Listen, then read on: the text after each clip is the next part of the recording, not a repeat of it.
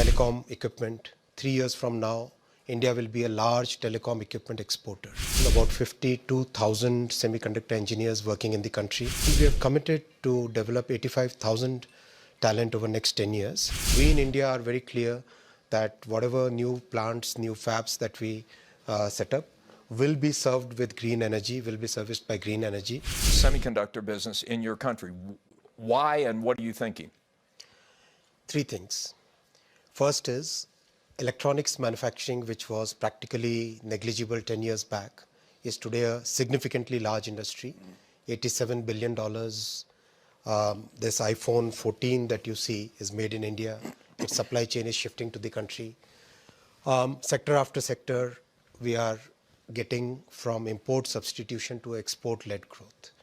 So telecom equipment, 3 years from now, India will be a large telecom equipment exporter. All the pieces are well set. Development is very good. A couple of companies have already started exporting to countries like US. So a very large market which requires semiconductor as the basic raw material, item one. Item two, a very competitive talent pool, good talent pool, about 52,000 semiconductor engineers working in the country. And almost all of them are working from legacy nodes to the cutting edge to the SoC, getting the absolutely new optimization in power consumption, all kind of stuff. The latest and really some of the leading edge technologies our people are working, our talent is working.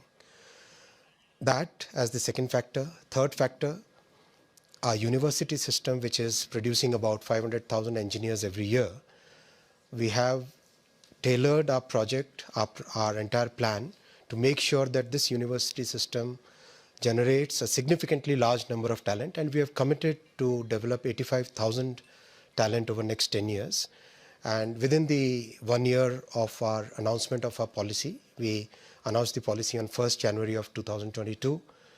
By now, we have already tied up with 60 universities. We have changed the course curriculum. So all these factors together make it very natural that India should be the destination for semiconductor. And how about financing? How much money is the government putting behind this effort? Government is putting $10 billion. That is just the first tranche. And we fully understand that this is not something which can be done in a quarter or two or a year. This is a long haul. This will require a lot of persistence. This will require lots and lots of effort. And I thank friends like Pat who are guiding us in this journey. And we have listened to the industry. When we announced the scheme on 1st Jan 2022, Pat and many others gave us the inputs that the demand for higher nodes, which go into electric vehicles in Volvo, in the train sets, in practically all the telecom equipment, in power electronics, all those sectors require nodes which are higher nodes. So we changed our policy in October, opened it up further. So very flexible. No one has said, no one in the Indian government has said, hey, wait a minute, why are we investing these billions of dollars in the middle of a glut? As Pat very clearly said, this kind of ups and downs have been seen in this industry for quite some time. As Volvo, 4,000 semiconductors in a truck, in an EV. In a train set, that number is close to 12,000. And in train set, we are right on track to become a major exporter in the coming 3 years. So the demand is going to be huge. You're not worried about that. You have no doubt about that. Absolutely not. One more point here. It took 60 years for the semiconductor industry to grow to $550, $600 billion. It's going to be $1 trillion in next 6 years. So that's the kind of growth which is happening in this industry. It's going to double in 6 years. Yeah. By the end of 2030, 1 trillion we cross is the expectation of most analysts at this point. So there's enough for everybody. Are you confident? Well, Netherlands is small. Well, we do need a lot of chips. So another piece would be green manufacturing. Semiconductor manufacturing will become will also be affected by the green discourse we have everywhere. So we in India are very clear that whatever new plants, new fabs that we set up will be served with green energy, will be serviced by green energy. We already have 42% of our energy from green sources, from renewable sources, and we do want to add that advantage to to the semiconductor manufacturing also.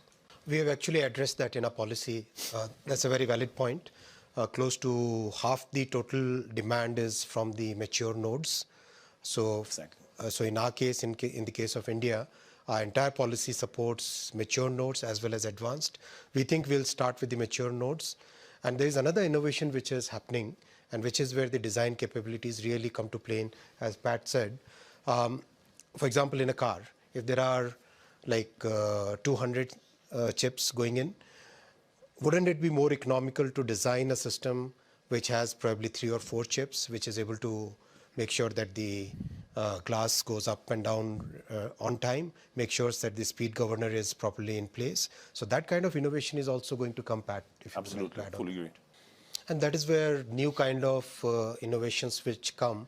For example, I wouldn't be surprised if in 3 years from now, we see a car operating system, automobile operating system, which basically makes sure that all the chips manufactured by different people for different functions, they are basically able to speak to each other in a very seamless way. I think trusted long-term partnerships would be a very important factor in success going forward.